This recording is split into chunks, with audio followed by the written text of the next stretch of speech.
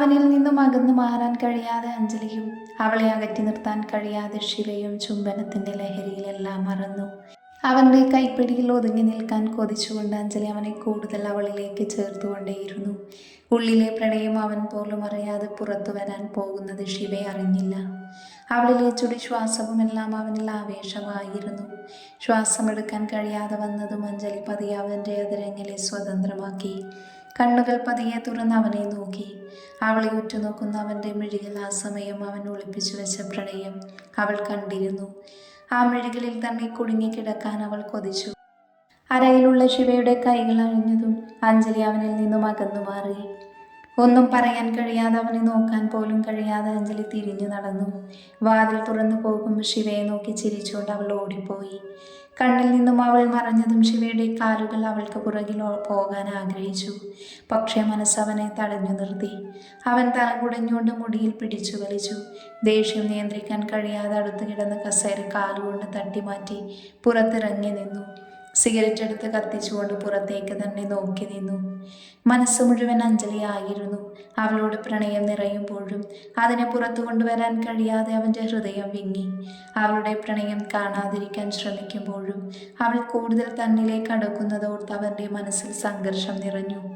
എല്ലാം ഓർക്കുമ്പോഴും അവളെ ചിരിക്കുന്ന മുഖം മാത്രമാണ് അവൻ്റെ ഉള്ളിൽ തെളിഞ്ഞു വന്നത്. കയ്യിൽ ഒരു കവറുമായി കയറി വന്ന ഡാനി കാണുന്നത് സിഗരറ്റ് വലിച്ചു നിൽക്കുന്ന ശിവയെയാണ്. അവൻ ദേഷ്യത്തോട് അവൻ്റെ അടുത്തേക്ക് നടന്നു.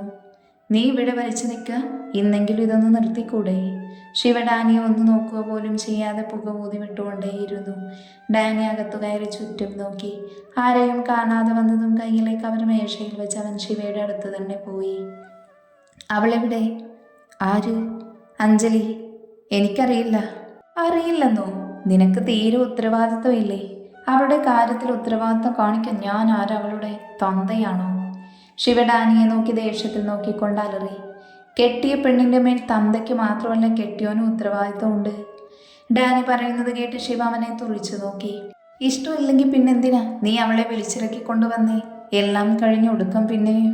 ഡാനി പറഞ്ഞു തീർക്കും മുന്നേ അവൻ്റെ കവിളിൽ ശിവയുടെ കൈകൾ പതിഞ്ഞിരുന്നു. ഡാനി കാര്യമറിയാതെ ശിവയെ നോക്കി. അവൻ്റെ കണ്ണിലെ ചുവപ്പ് മുഖത്തെ ദേഷ്യവുമെല്ലാം കണ്ട് ഡാനിക്ക് ഏകദേശം കാര്യം മനസ്സിലായി. ഇനി മേലാൽ അവളുടെ കാര്യം എന്നോട് പറഞ്ഞാലുണ്ടല്ലോ, നിന്റെ വായിൽ പല്ല് കാണില്ല പുല്ലേ. ശിവ സിഗരറ്റ് കുറ്റി എറിഞ്ഞുകൊണ്ട് അവിടെ നിന്നും ഇറങ്ങിപ്പോയി. കവിളിൽ കൈവച്ച് ഡാനി അവൻ പോകുന്നത് നോക്കി നിന്നു. ഇവിടെ ഇപ്പം എന്തുണ്ടായേ? രണ്ടും കൂടെ കണ്ണും കണ്ണും നോക്കി നിൽക്കുന്നത് കണ്ടാണല്ലോ. ഇനി എനിക്ക് തോന്നിയതാവുമോ? ഡാനി അകത്തു കയറി മേശയിൽ വെച്ച് കവറിലേക്ക് നോക്കി. പുച്ഛം നിറഞ്ഞ ചിരിയോടെ അവൻ കസേരയിലിരുന്നു. ഫസ്റ്റ് നൈറ്റ് ഗ്രാൻഡാക്കാൻ വന്ന എൻ്റെ ലാസ്റ്റ് നൈറ്റ് ആവാഞ്ഞത് ഭാഗ്യം. ഇനിയിപ്പോൾ ഈ പാലും പൂവും ഒക്കെ ഞാൻ എന്തോ ചെയ്യും? അഞ്ജലിക്കും ശിവയ്ക്കും ഇടയിലുള്ള പ്രശ്നം കണ്ടെത്തി അവരെ ഒന്നിപ്പിക്കണമെന്ന് ഡാനി ഓർത്തു. അതിനൊരു വഴിയെ അവൻ കണ്ടുള്ളൂ. ഗൗതം. ഡാനി ഫോണെടുത്ത് ഗൗതമിൻ്റെ നമ്പർ ഡയൽ ചെയ്ത് കാതോരം വെച്ചു. ആരും അറിയാതെ പോയതായിരുന്നു അഞ്ജലി. ഗേറ്റ് അടുത്ത് സ്കൂട്ടി ഓഫ് ചെയ്ത് പതിയെ തള്ളിക്കൊണ്ടുവന്നു. വാച്ച്മാനോട് മിണ്ടരുതെന്ന് കൈകൊണ്ട് കാണിച്ച് അവൾ പോയി. സ്കൂട്ടി വെച്ച് അവൾ അകത്തു കയറി. വാതിലടച്ച് കുറ്റിയിട്ടതും ഹാളിൽ ലൈറ്റ് കത്തി. അഞ്ജലി പേടിച്ച് തിരിഞ്ഞു നോക്കുമ്പോൾ മുന്നിൽ നിൽക്കുന്ന രമേശിനെ കണ്ടതും അഞ്ജലി ഞെട്ടി. അയാളുടെ മുഖത്തെ ഭാവം കണ്ട് അഞ്ജലിക്ക് ഭയം തോന്നി. അത് മറച്ചു വെച്ചവൾ ചിരിക്കാൻ ശ്രമിച്ചു. പപ്പ എപ്പോൾ വന്നു? ഞാൻ വന്നിട്ട് കുറച്ച് നേരമായി. കൃത്യമായി പറഞ്ഞ് നീ പോകുമ്പോൾ ഞാൻ വന്നു. നീ എൻ്റെ കാറ് കണ്ടില്ലെന്ന് തോന്നുന്നു. ഇല്ല, ഞാൻ നീ എവിടെ പോയതാ ഈ നേരത്ത്? അത് പിന്നെ നിതിൻ വിളിച്ചോ നിന്നെ? രക്ഷപ്പെടാൻ വേണ്ടി നിതിൻ്റെ കൂടെ പോയതാണെന്ന് പറയുമെന്ന് അഞ്ജലി ഓർത്തു. അതെ, ഞാൻ അവൻ്റെ കൂടെ ആയിരുന്നു. അത് പറഞ്ഞതും രമേശിൻ്റെ മുഖം വിടർന്നു. അയാൾ ചിരിച്ചുകൊണ്ട് അവളുടെ അരികിൽ വന്നു. എനിക്ക് തോന്നി അവൻ നിനക്ക് സർപ്രൈസ് തന്നല്ലേ. എൻ്റെ മോൾ ഇന്നും സന്തോഷത്തോടെ കഴിയണം. അഞ്ജലി ചിരിച്ചുകൊണ്ട് രമേശിനെ നോക്കി. പിന്നെ വേഗം മുറിയിലേക്ക് നടന്നു. മുറിയിൽ കയറിയതും അവൾ ശ്വാസം വലിച്ചു വിട്ടു. പിന്നെ ആശ്വാസത്തോടെ നെഞ്ചിൽ കൈവച്ചു. രമേശ് എങ്ങാനും അറിഞ്ഞിരുന്നുവെങ്കിൽ. പക്ഷേ എന്നായാലും അറിയേണ്ടത് തന്നെയല്ലേ. അവൾ ആലോചിച്ചുകൊണ്ട് ബെഡിലിരുന്നു. തൻ്റെ പ്രണയം സ്വന്തമാക്കാൻ തനിക്ക് മുന്നിൽ ഒരുപാട് കടമ്പകളുണ്ട്. അതറിഞ്ഞുകൊണ്ട് തന്നെയാണ് ഇതിനെല്ലാം നിന്നതും. പക്ഷേ അവൾ ബെഡിൽ കമിഴ്ന്നു കിടന്നു. ശിവയെ ചുംബിച്ച് അവളുടെ ചുണ്ടുകൾ അവൾ പതിയെ തലോടി. കവിളിൽ നാണം വിരിഞ്ഞു. അവനെ ഓർത്ത് തലയിണയും കെട്ടിപ്പിടിച്ച് അവൾ കിടന്നു. അപ്പോഴാണ് അവളുടെ ഫോൺ റിങ് ചെയ്തത്. സ്ക്രീനിൽ നിതിനെന്ന് കണ്ടതും അഞ്ജലി ഫോൺ കമഴ്ത്തി വെച്ച് വീണ്ടും കിടന്നു.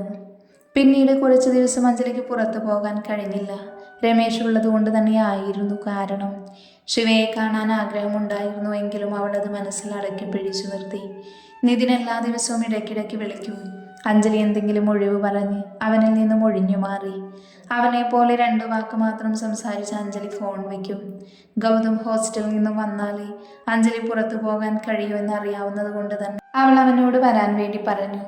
ഗൗതം വൈകുന്നേരമാണ് എത്തിയത്. അവൻ്റെ അച്ഛനും അമ്മയും വിദേശത്തായതുകൊണ്ട് ഗൗതം അഞ്ജലിയുടെ വീട്ടിൽ തന്നെയായിരുന്നു നിൽക്കുന്നത്. അവൻ്റെ കൂടെ കീർത്തിയും വന്നിരുന്നു. കീർത്തിയും ഇടയ്ക്ക് അഞ്ജലിയുടെ വീട്ടിൽ വന്ന് നിൽക്കും. അഞ്ജലിയുടെ ഏക കൂട്ടുകാരിയും കീർത്തി മാത്രമായിരുന്നു. ഗൗതം വന്നതും അഞ്ജലി രമേശിനോട് പറഞ്ഞ് പുറത്തിറങ്ങി. കൂടെ കീർത്തിയും ഉണ്ടായിരുന്നു. ശിവയെ കാണുക എന്ന ലക്ഷ്യം മാത്രമായിരുന്നു അവൾക്ക്. നേരെ അവൻ്റെ കോളനിയിലേക്ക് തന്നെയായിരുന്നു പോയത്. കുറച്ച് ദിവസം അവനെ കാണാഞ്ഞതുകൊണ്ട് തന്നെ അഞ്ജലിക്ക് എത്രയും വേഗം അവനെ കാണാൻ ആഗ്രഹം തോന്നി. എന്നാലും എൻ്റെ ഗൗതം കോളേജിൽ എത്ര ചുള്ളന്മാർ പിന്നാലെ നടന്നതാ, എന്നിട്ടൊന്നും ഇവൾക്ക് ബോധിച്ചില്ല. ഇപ്പോൾ ഒരു റൗഡിയുടെ പിന്നാലെ നടക്കുന്നു. ദേ കീർത്തി, അവനെ പറയില്ലേ, ഇവിടെ ഒരാൾക്ക് പൊള്ളട്ടെ. എന്നാലും എന്ത് കണ്ടിട്ടാണ് നീ നിതിനെ പോലെ ഒരുത്തനെ വിട്ട് ഇവൻ്റെ പുറകെ പോകുന്നേ? അതൊന്നൊന്നര ഐറ്റമാണ് മോളെ. നിതിനൊക്കെ എവിടെ കിടക്കുന്നു, ശിവ എവിടെ കിടക്കുന്നു? ഗൗതമും കീർത്തിയും സംസാരിക്കുമ്പോഴും അഞ്ജലിയുടെ മനസ്സ് മൊത്തം ശിവയെക്കുറിച്ചായിരുന്നു. അവനെ കാണാൻ കൊതിച്ചുകൊണ്ട് അഞ്ജലിയുടെ ഹൃദയം അവൾക്ക് മുന്നേ അവൻ്റെ അരികിലെത്തി. അവൾ ചെല്ലുമ്പോഴാണ് കോളനി മുന്നിൽ ആൾക്കൂട്ടം കണ്ടത്. അത് കണ്ടതും ഗൗതം കാറ് കുറച്ച് മാറി പാർക്ക് ചെയ്തു. അഞ്ജലി അവിടെ ശിവ ഉണ്ടോ എന്ന് നോക്കി. പക്ഷേ ഉണ്ടായിരുന്നില്ല. അവർ കാറിൽ തന്നെ ഇരുന്നു. ഏറെ നേരം കഴിഞ്ഞിട്ടും ശിവയെ കാണാതെ വന്നതും അഞ്ജലിക്ക് ദേഷ്യം വന്നു. സമയം ഒരുപാട് കഴിഞ്ഞു. ഗൗതം, ഞാൻ പോയി നോക്കി വരാം. വേണ്ട, അവിടെ എന്തോ പ്രശ്നമുണ്ട്. നീ അതിനിടയിൽ പോകണ്ട. കുറച്ചു നേരം കൂടെ നോക്കാം, അല്ലെങ്കിൽ നാളെ വരാം. അഞ്ജലി അക്ഷമയോടെ ശിവയുടെ മുഖം തിരഞ്ഞു. പെട്ടെന്നാണ് അവരുടെ കാറിന് പുറകിൽ നിന്നും കാതടിപ്പിക്കുന്ന ശബ്ദം കേട്ടത്. അവർ 3 പേരും ഞെട്ടലോടെ തിരിഞ്ഞു നോക്കുമ്പോൾ കണ്ടത് ശിവ ഒരാളെ തല്ലുന്നതാണ്.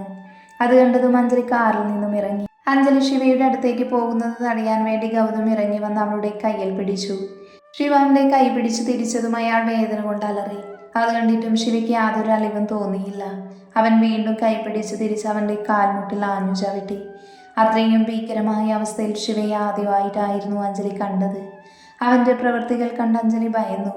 ശിവയെക്കുറിച്ച് പറഞ്ഞു കേട്ടതിലൊന്നായിരുന്നു യാതൊരു ദയവുമില്ലാതെ എതിരാളിയെ അടിച്ചു വീഴ്ത്തുന്നത്. അത് കണ്ണുകൊണ്ട് കണ്ട ഷോക്കിലായിരുന്നു അഞ്ജലി. അഞ്ജലിയുടെ അവസ്ഥ അറിഞ്ഞുകൊണ്ട് ഗൗതം അവളെ ചേർത്ത് പിടിച്ചു. പെട്ടെന്നാണ് അഞ്ജലിയുടെ കണ്ണുകൾ ശിവയുടെ പുറകിലുള്ള ഒരാളിലേക്ക് പാഞ്ഞത്. അവൻ്റെ കയ്യിൽ വണ്ണമുള്ളൊരു വടിയുണ്ടായിരുന്നു. ശിവ അവനെ കണ്ടിട്ടില്ല എന്ന് അഞ്ജലിക്ക് മനസ്സിലായി. അവൻ ശിവയുടെ തല ലക്ഷ്യം വെച്ച് വരുവായിരുന്നു. അയാൾ ശിവയുടെ അടുത്തെത്തും മുന്നേ അവനെ രക്ഷിക്കാൻ വേണ്ടി അഞ്ജലിയുടെ കാലുകൾ കുതിച്ചു. ഗൗതം അവളെ തടയാൻ നോക്കിയെങ്കിലും അതിനു മുന്നേ അഞ്ജലി ശിവയുടെ അരികിലേക്ക് പാഞ്ഞിരുന്നു. അയാൾ ശിവയുടെ തല ലക്ഷ്യം വെച്ച് അടിക്കാൻ തുടങ്ങിയതും അഞ്ജലി ശിവയെ പിടിച്ചു മാറ്റിയിരുന്നു. അത് നേരെ ചെന്നുകൊണ്ടത് അഞ്ജലിയുടെ തലയിലായിരുന്നു. അസഹ്യമായ വേദനയോടെ അവൾ കുഴഞ്ഞു വീണു. കണ്ണിൽ ഇരുട്ട് കയറി. അവൾ ബോധം മറഞ്ഞുകൊണ്ട് നിലത്തേക്ക് വീഴാൻ നിന്നതും ശിവ അവളെ പൊതിഞ്ഞു പിടിച്ചു. ഗൗതമും കീർത്തിയും ഞെട്ടി അഞ്ജലിയുടെ അരികിലേക്ക് ഓടി. അഞ്ജലി ശിവ കണ്ടിരുന്നില്ല. അവൾ കടികൊണ്ടതും ശിവയുടെ നെഞ്ചി പിടഞ്ഞു. അവളെ വാരി പൊതിഞ്ഞു അവൻ. ആ സമയം അയാൾ വീണ്ടും ശിവയ്ക്ക് നേരെ വന്നതും അവൻ്റെ മുതുകിൽ ആഞ്ഞു തല്ലി. അടിയുടെ വേദനയേക്കാൾ അഞ്ജലിയെക്കുറിച്ചാണ് ശിവ ഓർത്തത്. ഗൗതമും കീർത്തിയും അഞ്ജലിയെ പിടിച്ചു വെച്ചു. ശിവ അഞ്ജലിയെ കയ്യിൽ കോരിയെടുത്തു. അവളെയും എടുത്ത് ഓടുമ്പോൾ അവൻ്റെ മിഴികൾ അവളെ മാത്രം നോക്കി. അവൻ പോലും അറിയാതെ അവൻ്റെ പ്രണയം അവിടെ പുറത്തു വന്നു. അവളെ ഗൗതമിൻ്റെ കാറിലേക്ക് ബാക്ക് സീറ്റിലേക്ക് കിടത്തിക്കൊടുത്തു. അവളുടെ രക്തം അവൻ്റെ ഷർട്ടിൽ പതിഞ്ഞിരുന്നു. അവളുടെ കയ്യിൽ പിടിച്ച് അവളെ ഒന്ന് നോക്കി. വേഗം ഹോസ്പിറ്റലിലേക്ക് കൊണ്ടുപോ, വേഗം. അവൻ ദേഷ്യത്തിൽ അലറിയതും ഗൗതം വേഗം കാറെടുത്തു. അവളുടെ കയ്യിൽ മുറുക്കെ പിടിച്ചുകൊണ്ട് അത് വിടാൻ കഴിയാതെ ശിവ നിന്നു. അവളുടെ കയ്യിൽ ചുംബിച്ചുകൊണ്ട് അവളിൽ നിന്നും പിടിവിട്ടതും ശിവ നേരെ തിരിഞ്ഞു നോക്കി. അതുവരെ അവൻ്റെ മുഖത്ത് തെളിയാത്ത ക്രോധം അവനിൽ നിറഞ്ഞു വന്നു. ഉള്ളിൽ അഞ്ജലിയുടെ അവസ്ഥ ആലോചിച്ച് നീറിപ്പുകയുമ്പോൾ അവൻ അഞ്ജലിയെ തള്ളിയവന് നേരെ പാഞ്ഞു. അവൻ്റെ നെഞ്ചിൽ ആഞ്ഞു ചവിട്ടി. അയാൾ തെറിച്ചു വീണിരുന്നു. വീണ്ടും അവൻ്റെ അടുത്ത് ചെന്ന് അവൻ്റെ വയറിൽ ചവിട്ടി. അയാളുടെ കരച്ചിൽ അവനുള്ള ആനന്ദം നൽകി. അവന്റെ നെഞ്ചിലിടിച്ചുകൊണ്ട് ശിവ അവനു നേരെ അയാളെ പിടിച്ചു നിർത്തി. അവന്റെ അടുത്തേക്ക് മുഖം കൊണ്ടുവന്ന് പതിയെ പറഞ്ഞു, എൻ്റെ പെണ്ണിനെ നോവിച്ച നിന്റെ ഈ കയ്യേ ഇനി നിനക്ക് വേണ്ട. അവന്റെ വലത് കൈ പിടിച്ചു തിരിച്ചതും അയാൾ ആർത്തു നിലവിളിച്ചു. അവിടെ കൂടി നിന്ന പലരും അത് കണ്ട് മുഖം ചുളിച്ചു. അയാളെ നിലത്തേക്ക് തന്നെ ഉന്തിയിട്ട് ശിവ ബൈക്കിൽ കയറി. അവിടെയുള്ളവർക്ക് നേരെ കത്തുന്ന മിഴികൾ പായിച്ചുകൊണ്ട് ശിവ അഞ്ജലിയുടെ അടുത്തേക്ക് പാഞ്ഞു. ഹോസ്പിറ്റലിലെത്തി ബൈക്ക് നിർത്തി ശിവ ഒരു ഓട്ടോ ആയിരുന്നു. ആരോടൊക്കെയോ ചോദിച്ച് അവൻ കാഷ്വാലിറ്റിയിലെത്തി. അവിടെ എത്തിയതും ഐസിയുവിലേക്ക് മാറ്റിയെന്ന് കേട്ടതും ശിവ പരിസരം പോലും മറന്നു ഓടിയിരുന്നു. ഐസിയുവിന് മുന്നിൽ നിൽക്കുന്ന ഗൗതമിനെ കണ്ടതും ശിവ അവൻ്റെ അടുത്തേക്ക് ഓടി. എന്താ പറഞ്ഞത്? അവളെവിടെ? ഒന്നും പറഞ്ഞില്ല. ശിവദേഷ്യത്തിൽ ഐസിയുവിലേക്ക് തള്ളിക്കയറി. അകത്തുനിന്നും ഡോക്ടർ നഴ്സുമാരും കൂടെ അവനെ തടഞ്ഞു വെച്ചു. ഗൗതമും അവനെ പിടിച്ചു നിർത്താൻ നോക്കി. അവൾക്ക് എന്തെങ്കിലും സംഭവിച്ചാലുണ്ടല്ലോ, പിന്നെ നിങ്ങളുടെ ഹോസ്പിറ്റൽ കാണില്ലെവിടെ. പ്ലീസ്, ഞങ്ങൾ പരിശ്രമിക്കുന്നുണ്ട്, നിങ്ങൾ തടസ്സമുണ്ടാക്കരുത്, ഒരു ഡോക്ടർ ശിവയെ പുറത്താക്കിക്കൊണ്ട് പറഞ്ഞു. ഗൗതം ശിവയെ പിടിച്ചടുത്തുള്ള കസേരയിലിരുത്തി. കീർത്തി ശിവയെ കണ്ട് പേടിച്ചൊരു ഭാഗത്ത് നിന്നു. അവൻ്റെ രക്തം കലർന്ന ഷർട്ടും മുഖവും എല്ലാം കണ്ട പേടി തോന്നുമായിരുന്നു. ശിവ തലയ്ക്ക് കൈകൊടുത്തിരുന്നു. കണ്ണിറുക്കെ പൂട്ടി അവൻ ദേഷ്യം നിയന്ത്രിക്കാൻ ശ്രമിച്ചുകൊണ്ടേയിരുന്നു. അപ്പോഴാണ് ഡാനി അങ്ങോട്ട് വന്നത്. അവനോടി ശിവയുടെ അടുത്തേക്ക് വന്നു. അടുത്തിരിക്കുന്ന ഗൗതം നടന്നതെല്ലാം പറഞ്ഞതും ഡാനിയുടെ നോട്ടം ശിവയിലേക്ക് പാഞ്ഞു. ഡാനി ശിവയെ പിടിച്ചുകൊണ്ടൊരു ഭാഗത്തേക്ക് പോയി. ആരാടാ അവര്? ഞാൻ ആ സമയത്ത് ഇല്ലാതെ പോയി, നമുക്ക് തിരിച്ചു കൊടുക്കാടാ. എനിക്കതിനേക്കാൾ വലുതാണടാ അവളെ ഒന്ന് കാണാനെങ്കിലും കഴിഞ്ഞിരുന്നുവെങ്കിൽ. ശിവ പറയുന്നത് കേട്ട് ഡാനി അവൻ്റെ ചുമരിൽ കൈവച്ച് ആശ്വസിപ്പിച്ചു. ശിവ ചുമരിൽ ചാരി നിന്നു. മനസ്സിൽ അഞ്ജലിയെ കണ്ടതു മുതലുള്ള ഓർമ്മകൾ നിറഞ്ഞു വന്നതും അവൻ മുഖം കുടഞ്ഞു. മുഖം അമർത്തി തുടച്ചുകൊണ്ട് ശിവ ഐസിയുവിൻ്റെ വാതിലേക്ക് പ്രതീക്ഷയോടെ നോക്കി നിന്നു. കുറച്ചു കഴിഞ്ഞതും ഡോക്ടർ പുറത്തു വന്നതും ശിവ അയാളുടെ അടുത്ത് ധൃതിയിൽ നടന്നെത്തി. അവൻ്റെ രൂപം കണ്ട് ഡോക്ടർ അവനെ സൂക്ഷിച്ചു നോക്കി. കുഴപ്പമൊന്നുമില്ല, ചെറിയൊരു മുറിവേ ഉള്ളൂ. ബ്ലഡ് അധികം പോവാത്തതുകൊണ്ട് പ്രശ്നമൊന്നുമില്ല. ആൾക്ക് ബോധം വന്നിട്ടുണ്ട്. ആർക്കെങ്കിലും ഒരാൾക്ക് കയറി കാണാം. അത്രയും പറഞ്ഞുകൊണ്ട് ഡോക്ടർ പോയതും ശിവ സന്തോഷത്തോടെ അകത്തേക്ക് പാഞ്ഞു. ആരും അവനെ തടഞ്ഞില്ല. കാരണം അഞ്ജലിയും ശിവയും ആഗ്രഹിക്കുന്നത് ഒന്നാണെന്ന് അവർക്കെല്ലാം അറിയാമായിരുന്നു. അകത്ത് കയറിയതും ഒരു നഴ്സ് അഞ്ജലി കിടക്കുന്ന ബെഡ് കാണിച്ചു കൊടുത്തതും ശിവ പിടയുന്ന ഹൃദയത്തോട് അവളുടെ അരികിലേക്ക് നടന്നു. ബെഡിൽ തളർന്നുകൊണ്ട് തലയിൽ ഒരു കെട്ടോടെ കിടക്കുന്ന അഞ്ജലിയെ കണ്ട് ശിവ ഒരു നിമിഷം നിന്നുപോയി. അവനെ പ്രതീക്ഷിച്ചുകൊണ്ട് അഞ്ജലിയുടെ മിഴികൾ അവനിലേക്കെത്തി. അവനെ കണ്ടതും അവൾ ചിരിക്കാൻ ശ്രമിച്ചു. ശിവ അടുത്തു വന്നതും അഞ്ജലി അവനു നേരെ കൈനീട്ടി. ഇനിയെങ്കിലും ആ മനസ്സിലുള്ളത് പറഞ്ഞൂടെ എന്നോട്? അവളുടെ നിറഞ്ഞ മിഴികളും തളർന്ന വാക്കുകളും അവൻ്റെ നെഞ്ചിൽ നോവായി മാറി. അവളുടെ കൈകളെ പൊതിഞ്ഞു പിടിച്ചുകൊണ്ട് ശിവ അവളുടെ അരികിലേക്ക് ചേർന്നു നിന്നു. നിന്നോട് ആരാടി പുല്ലേ എന്നെ രക്ഷിക്കാൻ വരാൻ പറഞ്ഞേ? അഞ്ജലി അവനെ നോക്കി ഒന്ന് ചിരിച്ചു. അവളിലേക്ക് അടുക്കാൻ കൊതിക്കുന്ന മനസ്സോടെ ശിവ അവളെ തന്നെ നോക്കി നിന്നു. പറ, എന്നെ ഇഷ്ടമല്ലേ? വീണ്ടും അഞ്ജലിയിൽ നിന്നും അതേ ചോദ്യം ഉയർന്നതും ശിവ അവളിൽ നിന്നും പിടിവിട്ടു. അവളെ ഒന്ന് നോക്കി അവൻ പുറത്തേക്ക് പോയി. അവൻ്റെ ഭാവം കണ്ട് അഞ്ജലി മിഴികൾ തുടച്ചുകൊണ്ട് മുഖം ചിരിച്ചു. പുറത്തു വന്ന് ശിവ ആരെയും നോക്കാതെ നടന്നു. അവൻ പോകുന്നത് കണ്ട് ഡാനി അവൻ്റെ പുറകിൽ പോയി. ഡാനി എത്ര പറഞ്ഞിട്ടും ശിവ നിന്നില്ല. ശിവ ബൈക്കിൽ കയറിയിരുന്നതും ഡാനി അവൻ്റെ കയ്യിൽ നിന്നും ചാവി വാങ്ങി. എന്താടാ അവൾ പറഞ്ഞത്? അവൾ ഇത്രയും ദിവസം എന്താ പറഞ്ഞത് അതുതന്നെ. എന്നിട്ട് നീ എന്ത് പറഞ്ഞു? അവൾക്കൊരു പോറൽ പോലും വീഴാതിരിക്കാൻ വേണ്ടിയല്ലടാ, ഉള്ളിലെ സ്നേഹം മുഴുവൻ മറച്ചു വെച്ച് ഞാൻ ഈ നടക്കുന്നേ. എനിക്ക് അവളോട് എന്താന്ന് പറഞ്ഞറിയിക്കാൻ പറ്റില്ല. പക്ഷെ അത് അവളോട് ഞാൻ പറയില്ല. പറഞ്ഞാൽ അവൾ എനിക്ക് വേണ്ടി എല്ലാം ഉപേക്ഷിച്ച് എൻ്റെ കൂടെ തെരുവിലേക്ക് വരും. അത് പാടില്ല. അവൾ രാജകുമാരിയായി ജീവിക്കണം. എൻ്റെ പ്രണയം എൻ്റെ ഉള്ളിൽ തന്നെ ഒതുങ്ങി തീരട്ടെ. ഡാനിയുടെ കയ്യിൽ നിന്നും ചാവി തട്ടിപ്പറിച്ച് വാങ്ങിക്കൊണ്ട് ശിവ ബൈക്കെടുത്ത് പോയി. അവൻ പോയതും ഡാനി നേരെ ഗൗതമിൻ്റെ അടുത്തേക്ക് പോയി. അവനോട് ശിവ പറഞ്ഞതെല്ലാം പറഞ്ഞു കൊടുത്തു. അവർ രണ്ടുപേരും കൂടെ മാറി നിന്നു. ശിവയെയും അഞ്ജലിയെയും ഒന്നാക്കി അവരുടെ പ്രണയം സാഫല്യമാക്കാനുള്ള വഴികൾ തേടുകയായിരുന്നു ഡാനിയും ഗൗതമും.